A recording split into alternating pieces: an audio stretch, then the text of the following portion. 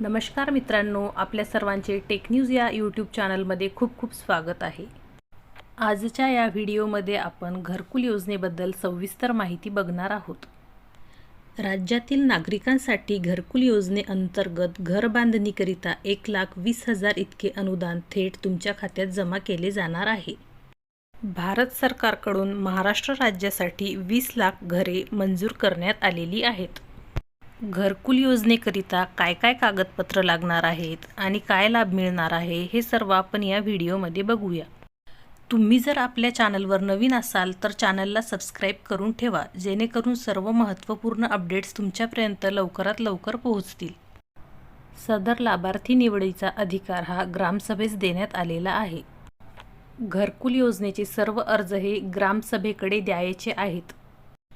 तुमची निवड ही तुमच्या गावचे सरपंच, पोलीस पाटील आणि ग्रामसेवक यांच्या मार्फत केल्या जाईल। त्यामुळे हा सर्वे तुमच्या गावातील पोलीस पाटील, ग्रामसेवक आणि सरपंच यांच्या मार्फत केल्या जाईल। प्रति लाभार्थी किती अनुदान दिले जाणार आहे ते बघूया।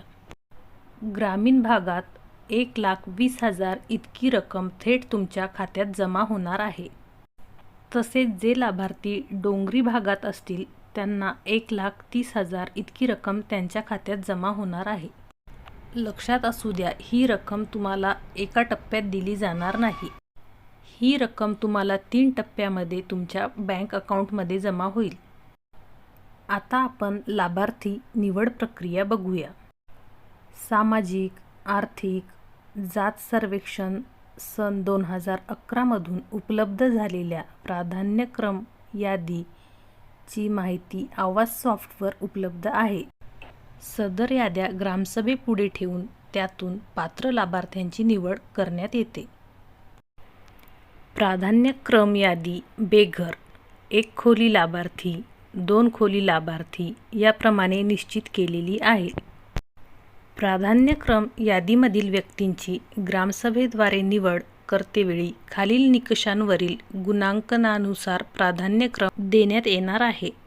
जसे की 16 ते 59 वयोगटातील प्रौढ व्यक्ती नसलेले कुटुंब, तसेच महिला कुटुंब प्रमुख व 16 ते 59 वयोगटातील प्रौढ व्यक्ती नसलेले कुटुंब, तसेच 25 वर्षावरील अशिक्षित निरक्षर व्यक्ती असलेले कुटुंब, त्याचप्रमाणे अपंग व्यक्ती कुटुंब ज्यात शारीरिकदृष्ट्या सक्षम प्रौढ व्यक्ती नाही, त्याचप्रमाणे भूमिहीन कुटुंब जसे की ज्यांचे उत्पन्न स्रोत हे मोलमजुरी आहे।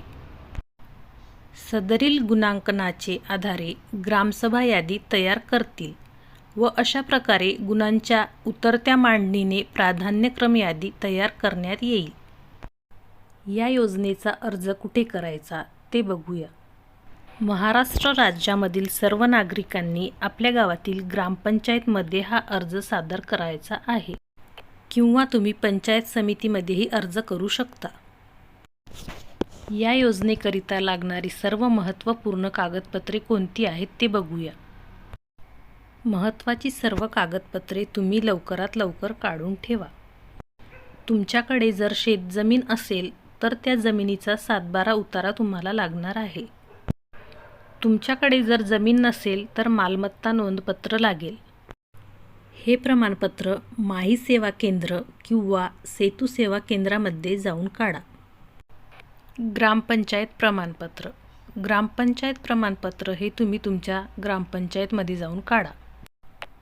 जातीचे प्रमाणपत्र, तसेच आधार कार्ड, रेशन कार्ड, निवडणूक ओळखपत्र किंवा विद्युत बिल, तुमच्या बँक पासबुकची झेरॉक्स लागणार आहे, तसेच 2 पासपोर्ट साईज फोटोग्राफ आणि मनरेगा जॉब कार्ड जे तुम्हाला तुमच्या ग्रामपंचायतमध्ये मिळून जाईल।